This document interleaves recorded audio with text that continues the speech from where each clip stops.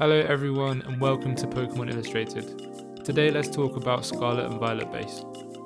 Now what stands out most to me about this set are the illustration rares. Now when we moved into Scarlet and Violet, Pokemon switched from a yellow border into a grey and silver that we have now. This kind of acted like a renaissance for the artists who work with Pokemon to really experiment and test the bounds of what they can do. That's why I think that the artwork in this set is some of the best that Pokemon has ever released. And there's two things that make Pokemon cards so special. Number one is the quality of the artwork, and number two is the rarity. In both these factors, Scarlet and Violet base is truly special. I want to start with Armarouge. This is by Nagamiso. I think the quality of the water and the droplets and the way the sunlight reflects off them. I mean, even you can see the small details in the way the sun shines down through the clouds. It's a stunning kind of watercolor scene, and the way you have the puddles that reflects the sky, and you can see the clouds there. It feels like a bridge between above and below, and it feels like you're really in the game. Like this could be my Pokemon Armarouge, and it just started raining. We took shelter in the alcove, and so often in real life you take cover from rainstorms, and then the sun comes shining, and it's a special kind of feeling where you're kind of caught between two states of weather. And this is captured so well in this card. I have this card in person and it's just truly beautiful to look at. And you have the extra details as well. Like this old-fashioned lamppost is also in the shape of a Pokeball, which I think is just a lovely touch as well. Then we have the Dondozo. Akira Igawa, she does not miss. Okay, she makes beautiful Pokemon cards. And this one is no exception. We have the mix of the purple and the reds and the oranges coming from the sun. Oh, and the way the water's drawn as well, it's very realistic and it's peaceful, even though it seems so chaotic at the same time. And I love when different Pokemon appear as if it was the real world as well, because you have Tatsugiri here, one of them watching, and I don't know if this one's playing, and Dondozo's, launching it with the wave up into the sky. So also another fish up there. It's hard to see. But yeah. I like when they use the description as well. So it has it teams up with Tatsugiri to catch prey. So it looks like maybe they're working together to catch some prey.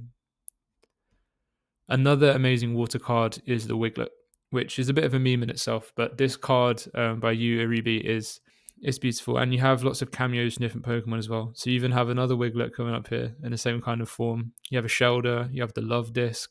I can't remember what these two are called. And then you have the Slowpoke as well, just relaxing at the back, sunbathing. I mentioned this card to a lot of people and they didn't actually know the Slowpoke was there. Some people didn't even know the Psyduck was there.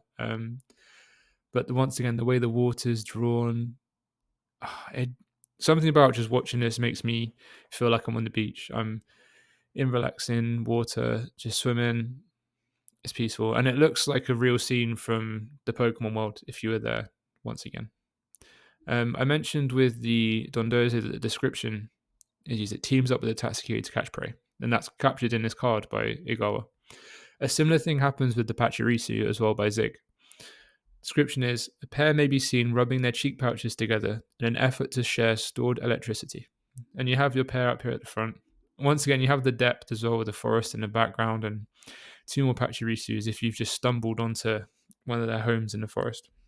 And as they're rubbing their cheeks together, the electricity that sparks between them is in the shape of a heart. And that attention to detail is almost exclusive to Scarlet and Violet base when it comes to illustration rares. I think that they really wanted to make a big impact when they released Scarlet and Violet, and the illustrators did a fantastic job. Another one of my favorites is Fido. I think this card is really cute by Matsuno. I like that they went through you can only see the back and the face is shown through the window, the reflection in the window. And the bakery treats. I don't know if Fido is part of the bakery and has taken part in baking them itself, or it wants to eat the pastries. I don't know if that's cannibalism or what it would be. But it's just a really cute slice of life card. And then we have Sandile, which Nurikabe has just done insane work with this one. I didn't even notice the detail until maybe my 10th or 20th look at this card, because we have the I like how the background is blurred as well. Like, it's really focused on this Sandile, but you still have a background with two Cacneas like they're being chased by the Sandile. And the mountain peak, the sand dunes and the clouds. And in this Sandile, the detail in its eyes, Nokabe depicted the dunes continuing with the sunset or sunrise, and it's like the Sandile just peacefully meditating. And I don't know, there's a lot of emotion that's carried off by this Sandile, as if it's thinking of where it's going to go, where it's going to travel, if it's what it's going to do today. And I like that there's no text as well. What a great treat it is when like the text doesn't get in the way and it's just purely art, like Nor and Ram.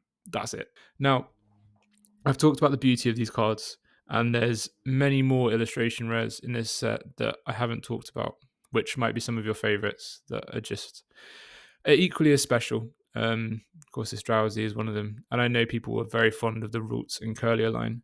In the future, I plan to do a kind of tier list for my favorite illustration rares in this set, so I'll be going into much more detail with those cards then.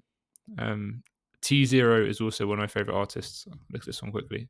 I didn't like Squovette as a Pokemon until this card.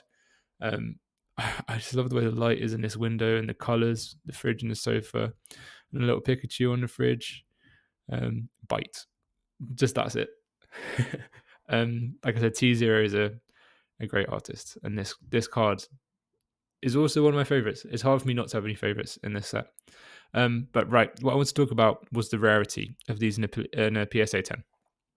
Because, as I said, due to the print lines, and in pictures like this, you can kind of see the detail in these cards. Okay, a lot of the Mega Evolution illustration rares, they're kind of like, they're singularly layered. They look like they've just been like printed, and they don't have the depth. That these look like they've been hand drawn. They look 3D. Like, you can really lose yourself in these drawings. And I think the detail in these cards that the illustrators created, the printers just couldn't handle it. They got one-shotted by these illustrations, and that shows in the pop count. So there's only 300 PSA 10s for Armor Rouge out of 3,226, which is about a 9% gem rate. So if you wanted to grade one of these yourself, you'd have to send off, in theory, 10 copies, which isn't impossible.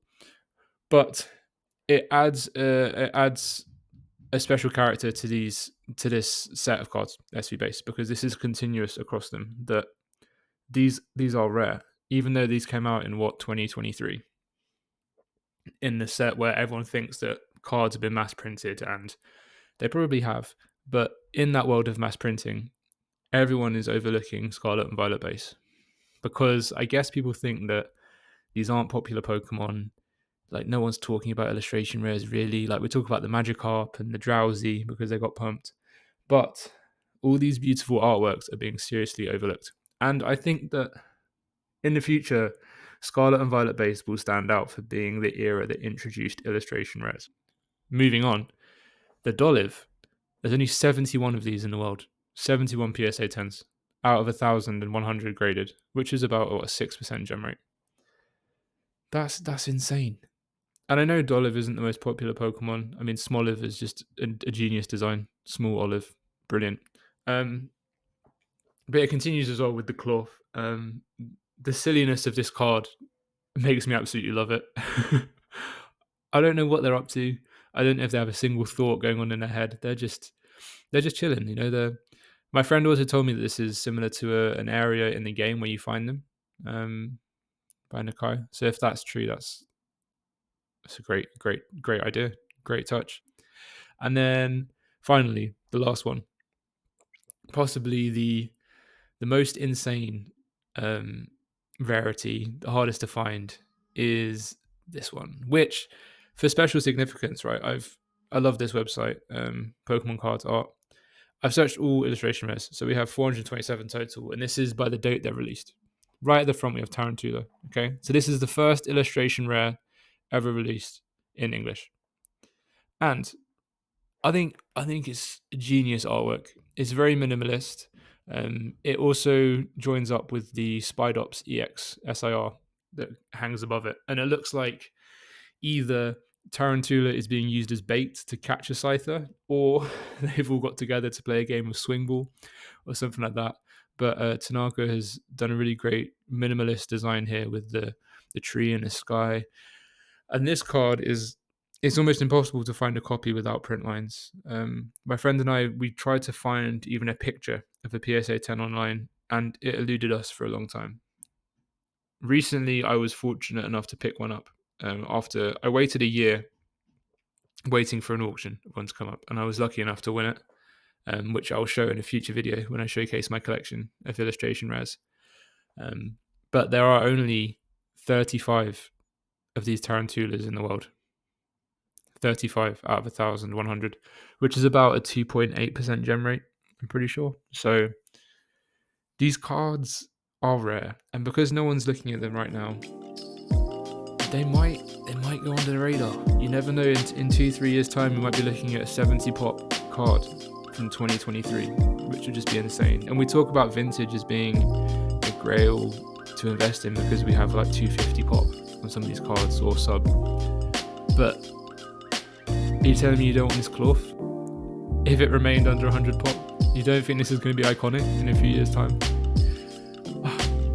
Anyway, this is Pokemon Illustrated, and we will continue to talk about the incredible work of Pokemon illustrators, and with a special focus on illustration rares.